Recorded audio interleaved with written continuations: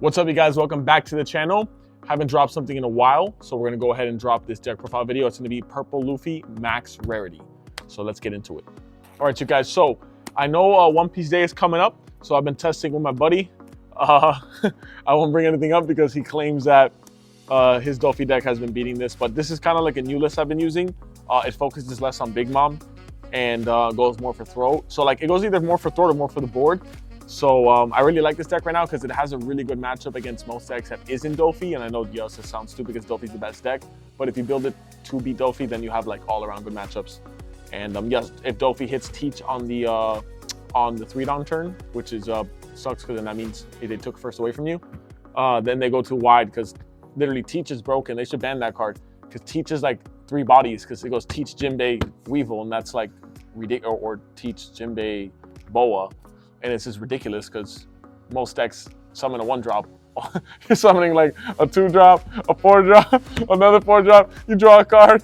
This is broken. So ban Teach or ban Jinbei, one of the two. So let's get into the deck profile.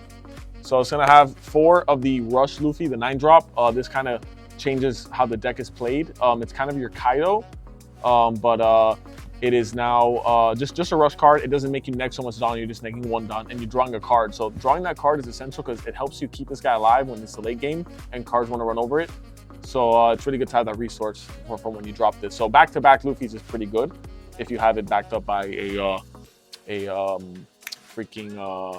by Gum Giant. So put that to the side, and then we're gonna go with the Searchers, which is essential for the consistency of the deck. So these are staple, mandatory. Thought of a form of taking them out, but they're just really they increase the consistency. But late game, they're just one case.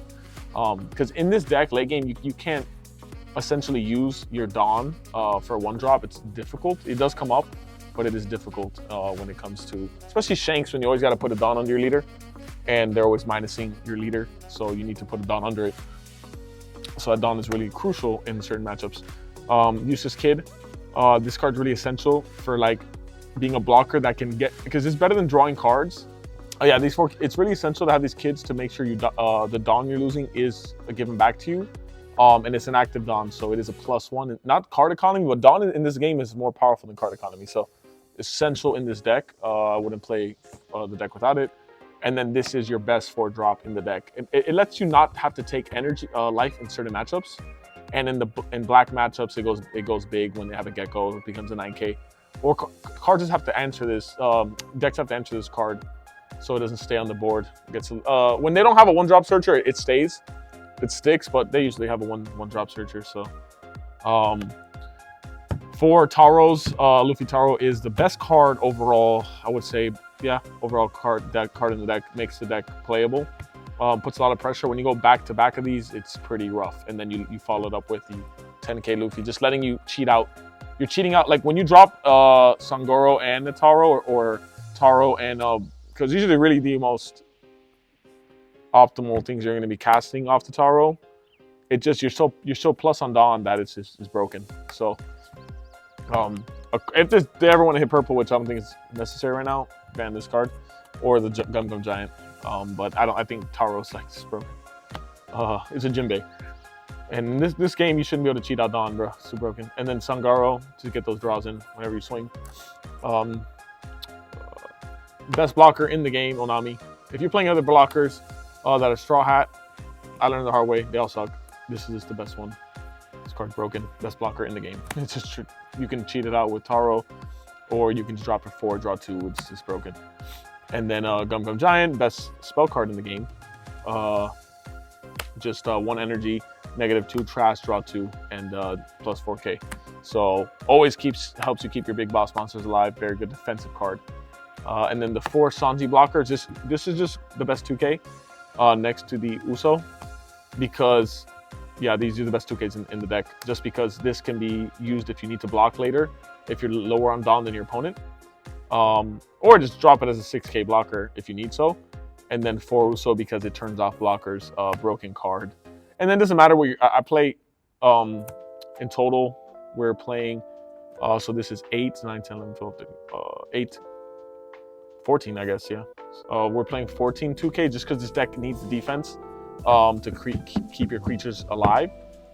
because it's hard to bounce creatures, so your opponent's gonna be trying to swing over them.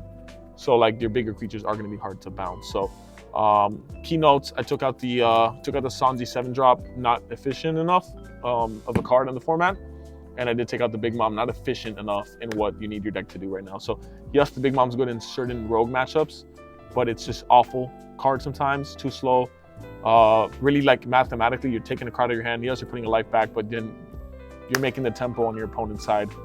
You're making the game drag more when the deck already needs to kill your opponent as fast as possible. And dragging is not what you need when it comes to this deck. You just need to kill your opponent ASAP. And the Luffy-Tarou helps that, and the Luffy 9-drop helps that. So we will do other deck profiles for you guys. Probably going to do Dofi deck profile leading up to One Piece Day. And, you know, the game looks pretty fun right now. I think it's really, really creative. Yes, there is some issues. I do think Teach or Jinbei needs to be banned, which I have seen people's ban lists and I have seen their opinions on the format. I see what a lot of people want Gum Gum Giant banned, and they want Jinbei banned, and they want Gecko banned, which I think are all debatable options, but definitely Gecko and Teach just probably need to go, or Jinbei. Doesn't really matter, 50-50.